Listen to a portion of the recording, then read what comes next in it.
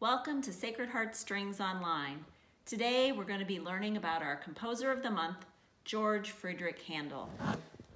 Georg Friedrich Händel, you will also see his name written as Georg Friedrich Händel because he was born in Germany, but he didn't stay in Germany for his whole life. He emigrated to England, and when he lived in England, he became a British subject and changed his name, Americanized his name if he had come here, but since he was in the Great Britain, I guess they would call it Britanized. I don't know what you would call it, but so he is known as both Georg Friedrich Händel, Georg Friedrich Händel, and Georg Friedrich Händel. So Händel or Händel with an A with two dots over the top, we call that an umlaut in German.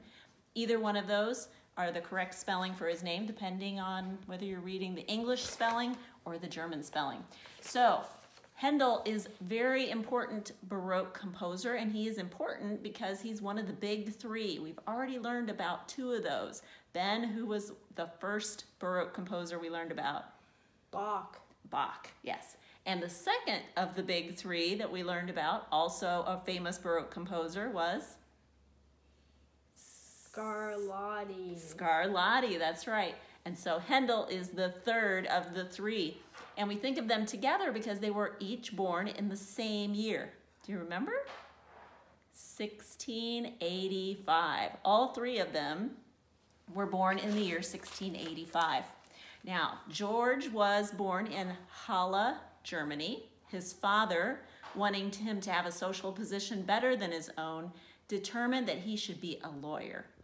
Händel's father went so far as to forbid any music or musical instruments in their home. Legend has it that a small clavier was smuggled into the attic for Händel, complete with muffled strings, so that his father could not hear him as he taught himself to play. A clavier was an early piano. When he was 7 years old, he accompanied his father to Weissenfels, where he was playing on a chapel organ, and it attracted the attention of a duke.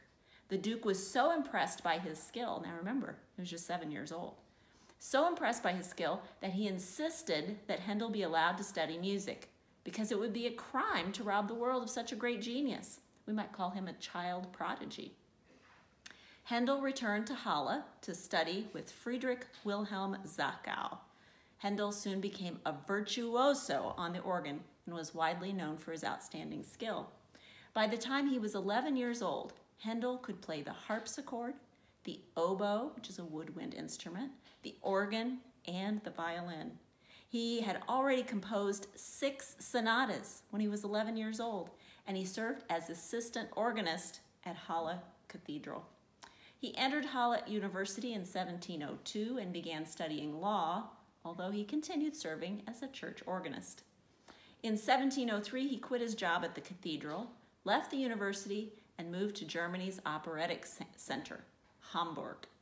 He joined an orchestra there, playing second violin, and in 1705, composed his first opera, Almira. He visited Italy in 1707 and composed his first Italian opera. Soon afterward, a production in Venice of his opera, Agrippina, brought him fame throughout Italy. In 1710, Händel returned to Germany to serve as choir master to the Elector of Hanover. An elector is an important German prince. Shortly afterward, he visited London, where his opera Rinaldo was so successful he was asked to remain in England. He wrote Ode for the Birthday of Queen Anne, which won such favor from the public and the royal family that the Queen awarded him an annual salary of several £100s. In 1714, Queen Anne died, and George Ludwig, Elector of Hanover, became King George I of England. Händel composed the water music for a festival on the River Thames. The king liked this music so much that he gave Händel a yearly salary for the rest of his life. Händel began composing oratorios after he was 53 years old. Known as Master of the Oratorio, no composer before or since Händel has surpassed his ability in writing oratorios. Händel became a British citizen, and when he died in 1759, he was buried in England's most sacred place, Westminster Abbey. So check in with us on a future episode where we're going to learn a little bit more about one of his most famous oratorios, the Messiah. Thanks for joining us.